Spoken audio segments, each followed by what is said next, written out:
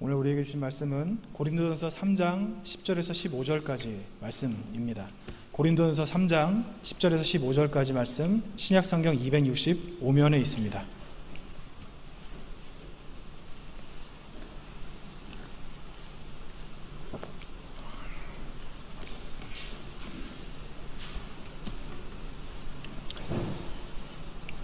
저 여러분이 교독하겠습니다. 내게 주신 하나님의 은혜를 따라 내게 지혜로운 건축자와 같이 터를 닦아두매 다른 이가 그 위에 세우나 그러나 각각 어떻게 그 위에 세울까를 조심할지니라. 이 닦아둔 것 외에 다른 자가 없으니 이 터는 곧 예수 그리스도라. 만일 누구든지 금이나 은이나 보석이나 나무나 풀이나 지푸로 이 터 위에 세우면 각 사람의 공적이 나타날 터인데 그날이 공적을 밝히리니 이는 불로 나타내고 그 불이 각 사람의 공적이 어떤 것을 시험할 것이니라.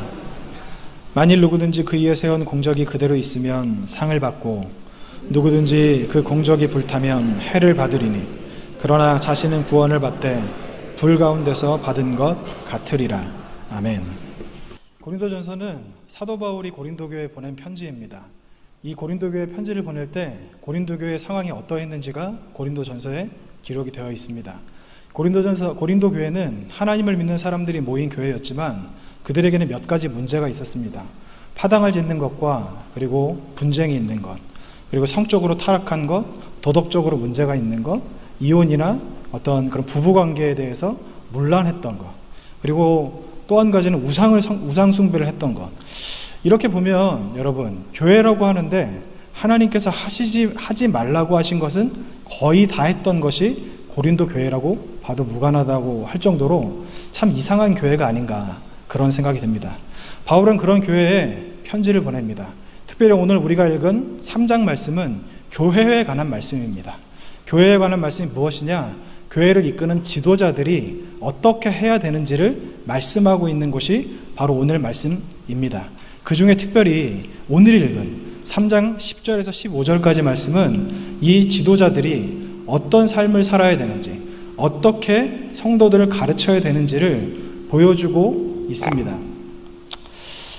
먼저 제가 10절과 11절 말씀을 읽어드리겠습니다. 내게 주신 하나님의 은혜를 따라 내가 지혜로운 건축자와 같이 터를 닦아두매 다른 이가 그 위에 세우나 각각 어떻게 그 위에 세울까를 조심할지니라. 이 닦아둔 것 외에 능히 다른 터를 닦아줄 데가 없으니 이 터는 곧 예수 그리스도라. 바울이 교회라고 하는 곳에 세우기 위해서 터를 닦았다고 이야기를 합니다. 자신이 닦은 터는 예수 그리스도라고 하는 반석이라고 이야기합니다. 그러니까 앞으로 교회를 너희가 세우게 될 것인데 이 교회를 세울 때 예수 그리스도라는 기초 위에 다른 곳에는 절대로 세우면 안 된다. 내가 이미 기초를 다져놨으니까 그 위에다가 교회를 세워야 된다. 이렇게 말씀하고 있습니다. 3장 12절입니다. 만일 누구든지 금이나 은이나 보석이나 나무나 풀이나 지푸로 이 터 위에 세우면 이라고 말씀하고 있는데 이 말씀을 보면 어떤 것을 뜻한다고 알 수 있냐면 쉽게 그냥 제가 여러분들께 지금 이렇게 설교를 하고 있지 않습니까? 그러니까 바울이 그 당시에 있었던 고린도 교회 지도자들에게 너희가 이 고린도 교회 성도들을 가르칠 때, 양육할 때, 설교할 때, 하나님의 말씀을 선포할 때 금으로 하고 은으로 하고 보석으로 하고 나무로 하고 풀로 하고 지푸로 한다. 이렇게 말씀을 하는 겁니다. 듣는 사람들은 성도라는 거죠. 13절입니다. 각 사람의 공적이 나타날 터인데 그날이 공적을 밝히리니 이는 불로 나타내고 그 불이 각 사람의 공적이 어떠한 것을 시험할 것이라. 이렇게 되어 있는데요. 심판때를 말씀하시는 겁니다. 그날이라는 것을 보면 그날, 심판날, 마지막 날이라는 것을 알 수 있고요. 불은 하나님의 심판을 의미합니다. 말라기 4장 1절입니다. 만군의 여호와가 이르노라 보라 용광로 불 같은 날이 이르리니 교만하는 자와 악을 행하는 자는 다 지푸라기 같을 것이라. 그 이르는 날에 그들을 살라 그 뿌리와 가지를 남기지 아니할 것이로되.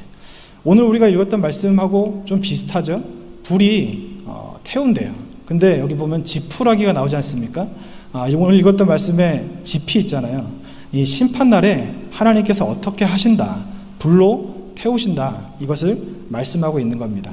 그리고 고린도전서 4장 5절 말씀입니다. 그러므로 때가 이르기 전에 곧 주께서 오시기까지 아무것도 판단하지 말라. 그가 어둠에 감추인 것들을 드러내고 마음의 뜻을 나타내시리니 그때 각 사람에게 하나님으로부터 칭찬이 있으리라. 여기 보시면 주께서 오시기까지, 그리고 그때에 이렇게 되어 있습니다. 여러분, 우리가 어떻게 알고 계신지는 모르겠지만 우리 모두가 하나님 앞에 심판대에 서거든요. 그때가 언제냐면 예수님께서 이 땅에 다시 오실 때, 재림하실 때, 강림하실 때, 그때가 바로 심판대입니다. 지금 그때를 여기서 말씀하시는 거예요. 아까 읽어드렸던 13절의 그날이, 이게 바로 예수님께서 다시 오실 그때라고 할 수 있습니다. 마이크를 조금 만져주시겠어요? 듣기 불편하시죠? 제 목소리가 또 잘 들리는 목소리도 아닌데. 14절입니다. 만일 누구든지 그 위에 세운 공적이 그들이 있으면 상을 받고, 15절, 누구든지 그 공적이 불타면 해를 받으리니 그러나 자신은 구원을 받되 불 가운데서 받은 것 같으리라. 이렇게 되어 있거든요. 14절을 다시 한번 띄워주시면 공적이라고 되어 있어요. 공적이 뭐냐면, 이게 좀 번역이 좀 이상한데 원래 원문을 찾아보니까 일이에요. 일. 우리가 했던 일. 신약 성경에는 이 공적이라는 단어가 행위, 행동, 행실, 이렇게 번역이 됐습니다. 너희가 세운 공적이라고 되어 있는데, 이것은 그냥 어떤 일을 했느냐 그거고, 공적에 따라 상을 받고, 그리고 공적에 따라 심판을 받는다. 불 가운데서 심판을 받는다. 누구든지 그 공적이 불타면 해를 받으리니 라고 되어 있거든요.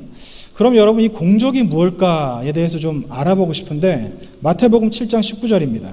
아름다운 열매를 맺지 않은 나무마다 찍혀 불에 던지느니라. 20절입니다. 이러므로 그들의 열매로 그들을 알리라.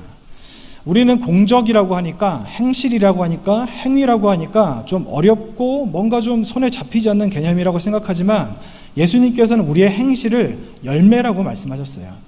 그러니까 우리의 의지를 가지고 하는 것도 물론 행실이긴 하지만, 우리가 하나님을 향한 믿음을 가지고 있으면 그 믿음으로 인해서 열매는 반드시 드러나게 돼 있다. 그래서 그들의 열매로 그들을 알리라. 그들이 하는 말이 아니라 그들의 열매로 그들을 알리라. 그러니까 오늘 말씀에 이것을 대입해 보면, 그들의 공적, 이게 그들의 열매. 열매가 타지 않으면 상을 받고, 열매가 불타면 벌을 받는다. 해를 받게 된다. 이렇게 말씀하고 계십니다. 15절 말씀을 다시 한번 읽어드리면, 누구든지 그 공적이 불타면 해를 받으리니 그러나 자신은 구원을 받되 불 가운데서 받은 것 같으리라. 이게 좀 누구한테 하시는 말씀이냐면, 이것은 목회자한테 하는 이야기예요. 근데 목회자가 말씀 선포를 해가지고 그것 때문에 성도들이 열매를 맺게 되는데, 이 열매가 불타서 없어지면 그것에 대한 책임이 목회자에게 있다고 말씀하는 겁니다. 그런데 구원을 받긴 받는데요. 억지로 받는 거예요. 겨우 받는다고, 불 가운데서 받는 것 같이 받는다고 그렇게 이야기하고 있습니다. 이 말씀은요, 제가 아까 시작할 때 말씀드렸던 것 같이 고린도 교회 지도자들을 향한 말씀입니다. 이 말씀은 교회를 세워야 되는데, 그 바울이 이미 그리스도라고 하는 기초 위에다가 교회를 세울 수 있도록 다 준비를 해놨고, 그리고 고린도 교회에 있는 그 목회자들이죠. 그 당시의 지도자들이 이 예수 그리스도라고 하는 기초 위에다가 말씀으로 가르쳐서 그들을 양육해서 교회를 세워야 된다. 이렇게 말씀을 하는 겁니다. 이게 좀 약간 좀 이상하실 수도 있어요. 왜냐하면 고린도 교회가 이미 있는데 무슨 교회를 더 세우나, 이런 생각이 드실 수도 있습니다. 계속해서 그냥 보고 제가 이따가 또 말씀을 드리겠습니다. 그들이 전하는 말씀은 금과 은과 보석, 그리고 나무, 풀, 집, 이렇게 나누어진다고 돼 있어요. 두 가지죠. 불에 타는 것과 타지 않는 것. 금과 은의 보석, 은 보석의 속성은 무엇입니까? 귀하죠. 가치가 있죠. 구하려면 상당한 대가를 지불해야 합니다. 그렇게 상당한 대가를 지불해야 되는 말씀을 그들이 전했다고 이야기하고, 또 어떤 사람들은 나무, 풀, 짚으로 된 말씀을 전했다고 이야기해요. 길에 널려 있는 것. 그리고 상식적으로 생각해도 나무로 짓고 풀로 짓고 짚으로 집을 지으면 그 집이 튼튼할 거라는 생각을 못하지 않습니까? 근데 그렇게 교회를 지었던 사람들이 있었다고 말씀하고 있는 겁니다. 하나님께서는요, 이 6가지의 재료로 집을 지은 그 사람들, 그러니까 그 교회라고 할 수 있죠. 이 교회를 마지막 날 심판 때 심판하신다. 불로 태우신다. 그런데 금은 보석은 안 타고 그리고 풀, 나무, 짚은 타서 없어지게 될 것이다. 이렇게 말씀하고 있습니다. 금은 보석으로 말씀을 전한 사람은 상을 받고 그리고 나무, 풀, 짚으로 말씀을 전한 사람은 해를 받는다. 해를 받는 다는 것의 원문을 찾아보면 모든 것을 잃게 될 것이다. 이렇게 쓰여 있습니다. 그렇게 말씀하고 있고요. 마지막으로 그 사람이 받을 해는 다 받았고 그 다음에 뭐냐면 구원을 받긴 받는데 굉장히 어렵게 받게 될 것이다. 이게 지금 오늘 말씀이 전체적으로 말씀하고 있는 이야기입니다. 그럼 여러분 이런 생각 좀 드실 수도 있을 거예요. 제가 목회자들 향한 말씀이라고 그렇게 말씀드리지 않았습니까? 이게 나와 무슨 상관인가? 나는 성도인데 이건 지도자들에게 하신 말씀인데 이게 지금 우리와 나와 무슨 상관이 있는가? 이런 생각이 드실 수도 있어요. 근데 여러분 단순히 목회자에게만 한 말씀이 아닙니다. 고린도서 3장 16절 말씀입니다. 너희는 너희가 하나님의 성전인 것과 하나님의 성령이 너희 안에 계시는 것을 알지 못하느냐. 성전인 것과 누구라고 말씀하셨죠? 너희가 누굴까요? 목회자들만일까요? 아닙니다. 성도 모두가 하나님의 성전이라고 말씀을 하고 계신 거예요. 아까 제가 초반에 잠깐 말씀드렸는데 목회자가 말씀을 전하면 누가 듣죠? 제가 여러분들에게 말씀을 전할 때 여러분들이 듣고 계시지 않습니까? 목회자가 전하는 말씀이 금, 은, 보석, 나무, 풀, 집 이렇게 6가지로 되어 있다고 해요. 듣는 사람은 성도입니다. 그래서 교회가 세워지는데 이 금은 보석 이 6가지의 제휴로 세워지는데 각각의 말씀을 듣고 성도들이 자란다는 거예요. 금 같은 말씀을 듣고 은 같은 말씀을 듣고 보석 같은 말씀을 듣고 나무, 풀, 집 같은 말씀을 듣고 자라는데 열매가 무엇이냐? 금이 되고 은이 되고 보석이 되고 나무가 되고 풀이 되고 짚이 된다고 말씀하시는 거예요. 왜냐하면 불에 들어가는 것이 제가 말씀드렸던 이 6가지 재료이기 때문이죠. 그럼 금은 보석은 무엇이냐? 그럼 이 전해지는 말씀이 타는 것과 타지 않는 것으로 나누어져 있는데 상을 받는 것과 해를 받는 것으로 나누어져 있는데 금은 보석과 같은 말씀이 무엇인가? 시편 12편 6절입니다. 여호와의 말씀은 순결하며 흙 도가니에 7번 단련한 은 같도다. 하나님 앞에 이렇게 7번 단련한 은 같은 말씀이 있습니다. 모든 말씀이 그런 것이 아니에요. 모든 말씀이 그런 것이 아니라는 것을 여러분 아셔야 됩니다. 왜냐하면 고린도전서에서 그렇게 말씀하시잖아요. 똑같이 말씀을 전하는데 7번 단련한 은 같은 말씀이 있는가 하면 불에 타서 없어질 나무, 풀, 집 같은 말씀도 있다.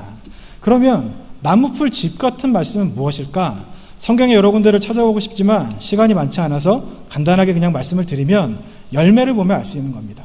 제가 아까 초반에 뭐라고 말씀을 드렸죠? 고린도 교회에는 당짓는 것과 분쟁이 있는 것과 성적으로 타락하고 도덕적으로도 굉장히 타락하고 그리고 결혼과 그리고 부부 관계에 있어서 타락해 있었고 심지어 우상까지 섬기던 교회였어요. 그러면 이 사람들이 도대체 무슨 말씀을 듣고 이랬을까라는 생각을 해보아야 한다는 겁니다. 만약 여러분 바울과 같은 지도자가 교회를 계속 다스리고 있으면서 우상 숭배하는 것은 죄다, 간음하는 것은 죄다, 그 안에는 근친상간까지도 포함이 돼 있었어요. 완전히 도덕적으로 무너져 있는 거죠. 이건 죄다, 지옥 간다, 이렇게 살면 너희들은 결코 구원받지 못한다, 이렇게 계속해서 말씀을 전한다면 정상적인 성도라면 그 말씀을 듣고 계속 그 죄된 삶에서 머무를까요? 아니면 회개하고 돌이킬까요? 정상적인 사람이라면 당연히 회개하고 돌이켜야 되는 것이 맞습니다. 그런데 그렇게 하지 않았다는 거예요. 2가지 이유가 있을 수 있죠. 그 사람들이 굉장히 강팍해서 말씀을 받아들이지 않았다던가 혹은 전해진 말씀이 잘못됐다던가. 근데 바울은 지금 여기서 너희들이 말씀을 잘못 전했다, 이렇게 이야기하고 계신 거예요. 너희들이 금은 보석 같은 말씀만 전했다, 이게 아니라 나무, 풀, 집과 같은 말씀을 전했다고 이야기하고 계시는 겁니다. 문제가 있다는 거죠.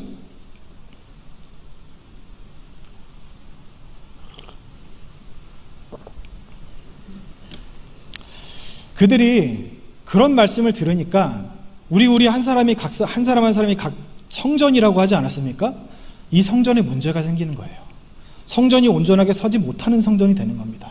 금 같은 성전이 있고 은 같은 성전이 있고 보석 같은 성전이 있는가 하면 나무 같은 성전이 있고 풀 같은 성전이 있고 집 같은 성전이 있어서 심판날에 불을 견디고 더 정금과 같이 단련돼서 순수한 금은 보석으로 남는 교회가 있는가 하면, 성전이 있는가 하면 심판날에 불에 들어갔을 때 온데간데 없이 사라지는 성전들도 있다는 겁니다. 성전이라고 말씀드리니까 좀 혼돈이 되실 수도 있는데 쉽게 말씀드리면 나예요. 우리 중에 금은 보석이 있고 그리고 나무풀 짚이 있어서 우리 중에 심판날에 그렇게 불 가운데 들어가서 견디고 나와서 상을 받을 사람이 있는가 하면 불을 견디지 못하고 타서 없어질 사람들도 있다는 겁니다. 이렇게 희석된 복음을 전한 목회자들은 구원받기 힘든 것이 맞는데 하나님께서 그들이 실제로 구원받기 어려울 것이라고 말씀을 하십니다. 여러분, 그럼 우리가 이 말씀을 통해서 무엇을 깨달아야 하는가? 바울이 지도자들 뿐만 아니라 성도인 우리들에게 어떤 뜻을 말씀하시고자 하시는가? 첫 번째는요, 구원받는 것이 결코 쉽지 않다는 겁니다. 여러분, 바울이 지금 여기서 누구한테 말씀을 전했다고 제가 말씀드렸죠? 지도자들이에요. 목사들입니다. 목사들에게 이야기하는 거예요. 목사들은 어떤 삶을 살아가죠? 지금 요즘 시대에 있는 저와 같은 목사와 이 초대교회의 목사들은 차원이 다른 사람들이었어요. 완전히 수준 자체가 다른 사람들이었습니다. 평생 그냥 하나님을 위해 살던 사람들.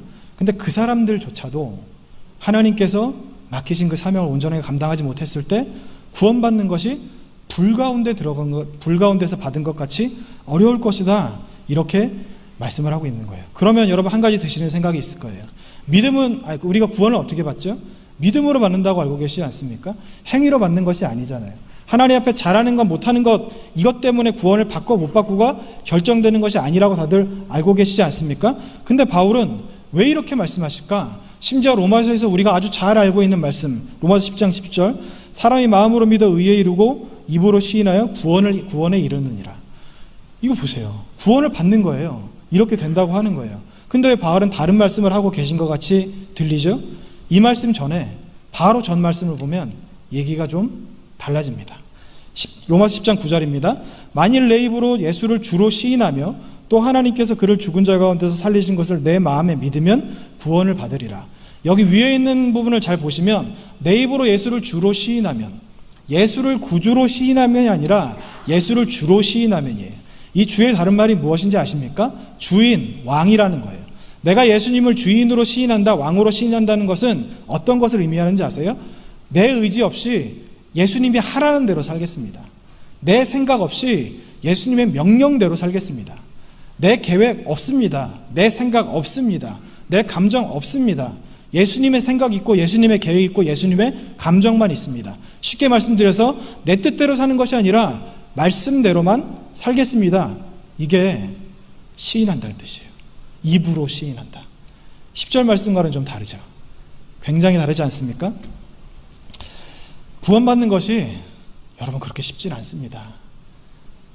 제가 여러분들께 질문 한 가지 드릴게요. 우리가 지금 죽으면 여러분 각자 한번 속으로 대답해 보십시오. 천국 가실 수 있을까요? 몇 분이나 천국 가실 거라고 생각하십니까? 죄송하지만 성경에서는요, 교회 안에 있는 사람들 중에도 천국 갈 사람이 그렇게 많지 않다고 계속해서 말씀하십니다. 우리 중에 그렇게 많지는 않을 거예요. 누가 간다 못 간다 말씀을 드릴 수 없지만 스스로 아실걸요. 내가 예수님을 주로 시인했느냐, 예수님의 뜻대로 살아가느냐, 그렇지 않으냐. 이 말씀을 통해서 또 한 가지 우리가 바울 선생님께서 우리에게 말씀하시고자 하시는 것이 무엇인가? 하늘나라는요, 다르게 말씀드리면 우리에게 주실 상급이 구원이 아니라는 겁니다. 그러니까 우리는 상을 받는다 이렇게 생각하면 구원받는다 이렇게 생각을 하고 계시는 분들이 보통 계실 것 같아요. 한번 여러분 생각해 보세요. 천국에 내가 갔어요. 근데 모든 사람이 다 똑같을까요?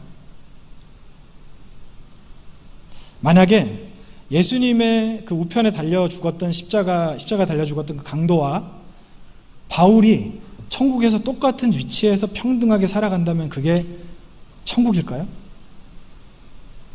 만약 천국이 그렇다면 그것은 천국이 아닙니다. 하나님은 공의로운 분이시잖아요.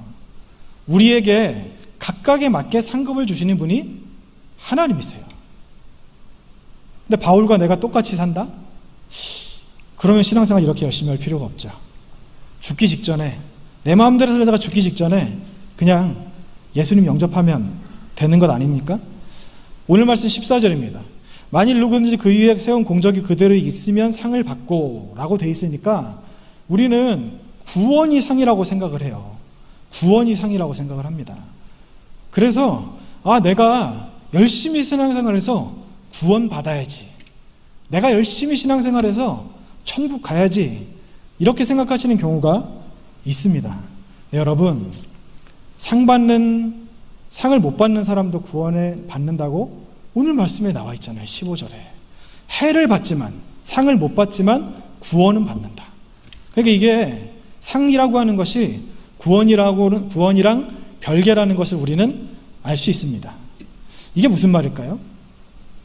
마태복음 18장에 제자들이 예수님께 물었어요. 예수님, 천국에서 누가 큰 자입니까? 여기에 답이 나와 있습니다. 큰 자가 있다는 거예요. 천국에 큰 자가 있으면 작은 자도 있다는 거죠. 우리는 또 그렇게 생각을 해요. 목회자들이 그렇게 열심히 해야 되는 거고, 지금 오늘 말씀에서도 목사들이 말씀을 전하는 것에 대한 책임을 물어서 상을 받거나 해를 받거나 된다고 했으니까, 이 상을 받는 것은, 여러분 한번 솔직히 생각해 보세요. 제가 천국 갔을 때와 여러분들이 천국 갔을 때 똑같은 상을 받는다고 생각하고 기대하는 분이 혹시 계세요? 솔직히 여러분들 목회자랑 나랑은 달라라는 생각을 하시잖아요. 목회자랑 나랑 다른 삶을 살아 라고 생각하시지 않습니까? 그래서 우리는 똑같지 않다, 이게 아니라 그냥 다 똑같을 것이다, 이렇게 그냥 나도 모르게 생각을 하는 경우가 있습니다.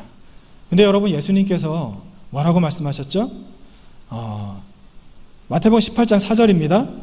그러므로 누구든지 이 어린아이와 같이 자기를 낮추는 사람이 천국에서 큰 자니라. 뭐라고 돼 있죠? 누구든지. 목사 중에 누구든지가 아니고 누구든지, 목사고 성도고 상관없이 누구든지 이 어린아이와 같이 자기를 낮추는 사람이 천국에서 큰 자니라. 목사라고 큰 자가 될 수 있고 성도라고 작은 자라는 것이 아니라 목사도 작은 자가 될 수 있고 성도도 큰 자가 될 수 있다. 다르게 말씀드리면 목사도 상을 받지 못할 수가 있고 성도도 상을 받을 수 있다. 이 말씀을 여기서 지금 하고 계시는 겁니다. 여러분, 천국에서 큰 상급을 받을 사람이 누구라고 말씀드렸죠? 하나님의 말씀대로 사는 사람이에요. 결국은 그렇습니다.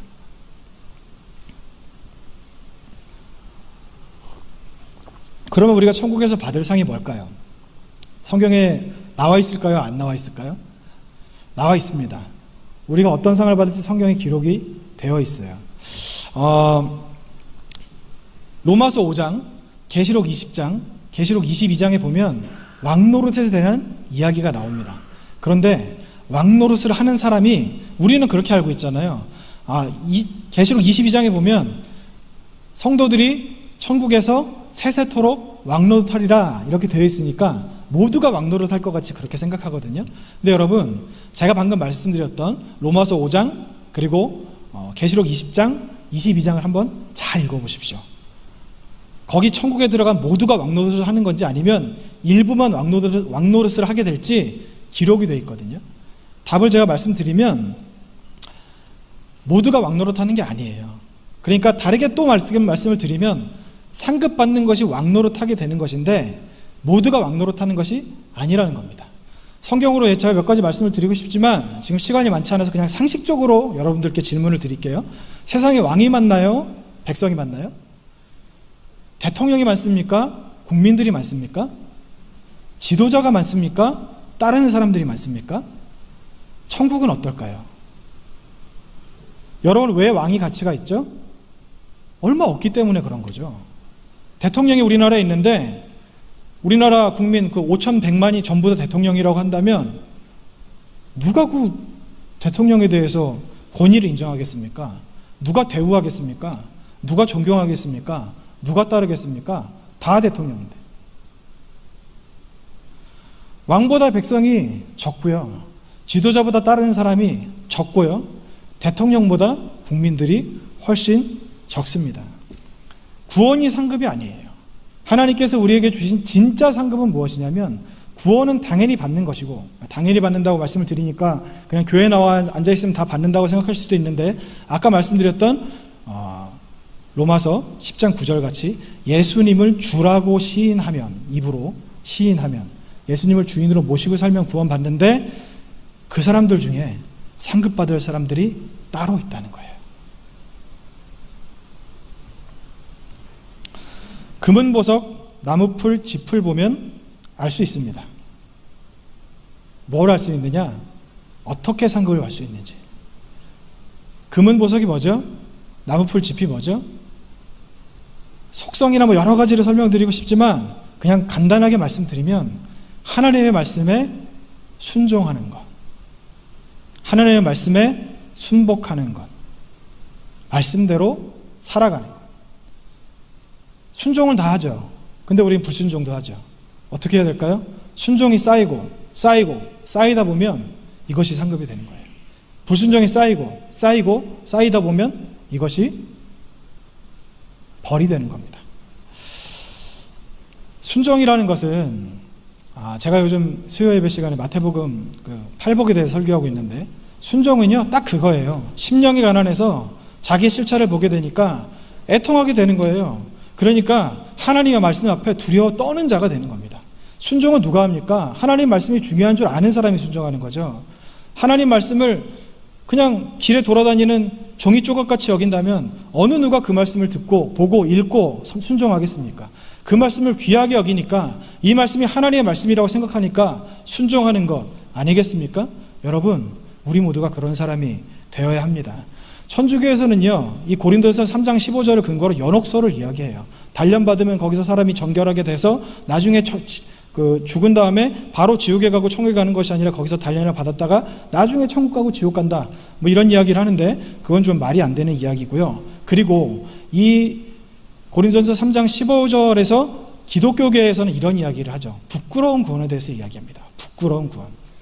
한 번쯤 들어보셨을 수도 있는데, 그 개털 모자를 쓰더라도 천국에 가면 좋다, 이런 이야기 들어보시지 않으셨습니까? 여러분, 천국 가는 게 그렇게 만만하지 않아요. 천국이 그렇게 쉽게 갈 것 같으면 다 천국 갔어야 돼요. 근데 예수님께서는 천국 가는 것이 어렵다고 얼마나 많이 말씀을 하십니까? 얼마나 많이 말씀을 하세요. 천국 가는 것은요, 내 생각과 내 뜻대로 살아서는 절대로 못 갑니다. 절대로 못 가요. 여러분은 그럼 어떤 삶을 살고 계신지 한번 돌아보셨으면 좋겠고요. 그럼 여기서 한 발짝 더 나아가서 내가 천국 갈 수 있다는 확신이 드는 분들이 계신다고 한다면, 혹은 천국에 아직은 내가 못 갈 것 같지만 그래, 내 목표는 천국이야 라고 생각하시는 분들이 계시다면 거기에서 머물지 마십시오.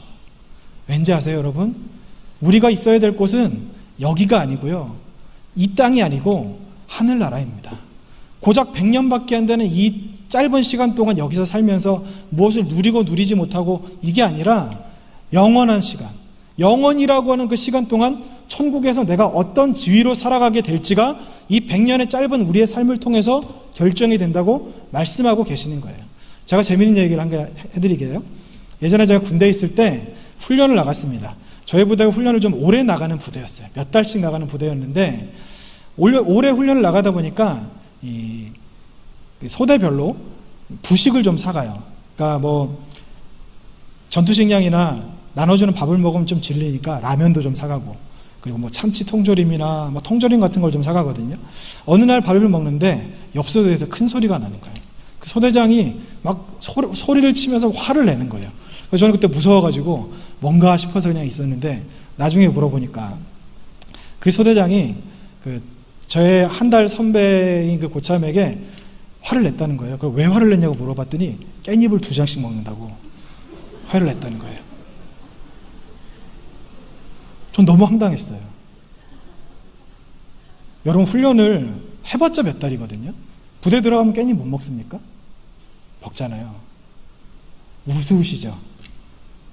근데 여러분, 우리가 이상해서 깻잎통 쫓아 살고 있습니다. 이 땅에서 우리가 살고 있는 것이 무엇인지를 생각해 보아야 합니다. 여기서 이 깻잎 한 장 더 먹으려고 화내고 살아가는 것이 우리들이랑 뭐가 다릅니까? 근데 여러분, 하나님께서는 뭐라고 말씀하셨죠? 너희가 영원한 하늘나라에서 나와 함께 살자. 구원을 받는 것뿐만 아니라 왕노릇하면서 살자. 왕노릇하면서 살자. 이 땅을 다스리고 새하늘과 새 땅에서 왕노릇하면서 사람들을 다스리고 왕의 권세를 가지고 살자. 구원받는 것도 좋지만 더 높은 것, 더 가치 있는 것, 더 귀한 것을 누려야 되지 않겠느냐, 그 말씀을 지금 하고 계시는 겁니다. 여러분, 이 땅에 소망을 두지 않아야 되죠. 근데 우리의 소망이 구원뿐이라면 너무나도 속상할 겁니다.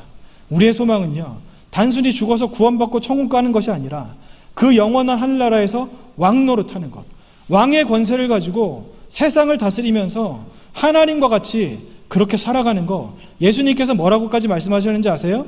우리가 하늘나라에 갔을 때 그 보좌를 내어주셔서 내가 앉게 하신다고 말씀하셨어요.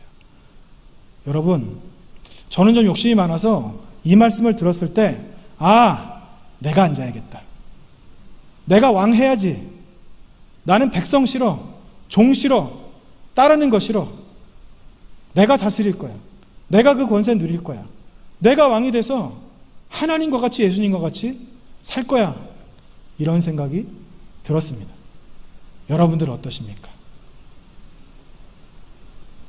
하늘나라 가는 것만으로 만족하실까요? 아니면 그 영원한 하늘나라에서 영원이라는 시간 동안 왕이 되시겠습니까? 저는 여러분들이 저랑 같이 왕하셨으면 좋겠어요. 제 옆에서 사이좋게 우리 모두가 그런 삶을 살아가셨으면 합니다. 이 시간 우리 마음을 들여서 기도하기 원합니다. 하나님, 내가 천국 가는 것으로 만족하며 살았는데 하나님께서 정말 우리에게 원하시는 것은 우리가 구원을 받는 것뿐만 아니라 그 진리에 이르는 데까지 원하신다고 말씀하셨습니다. 하나님, 우리에게 더 좋은 것, 가장 좋은 곳으로 주기 원하신다고 말씀하셨으니 우리가 그것을 마음에 소망하게 하시고 그것을 받아 성취하게 하시옵소서. 이 땅을 보고 사는 것이 아니라 하늘나라를 보게 하시고 하늘나라에서 하나님께서 우리에게 주실 그 상급을 바라보며 살게 하시옵소서. 이 제목을 가지고 우리 주님 앞에 함께 기도하겠습니다.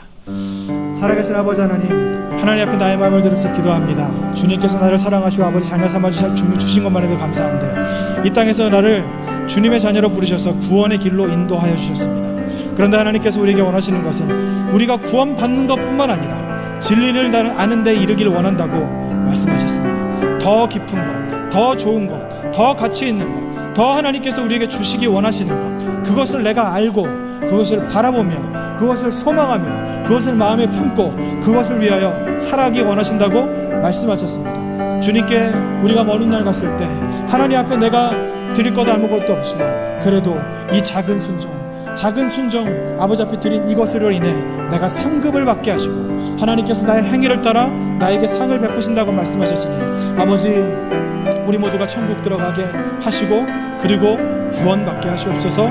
그리고 왕이 되게 하시옵소서. 주님, 우리를 붙들어 주시옵소서. 주님, 우리를 인도하여 주시옵소서.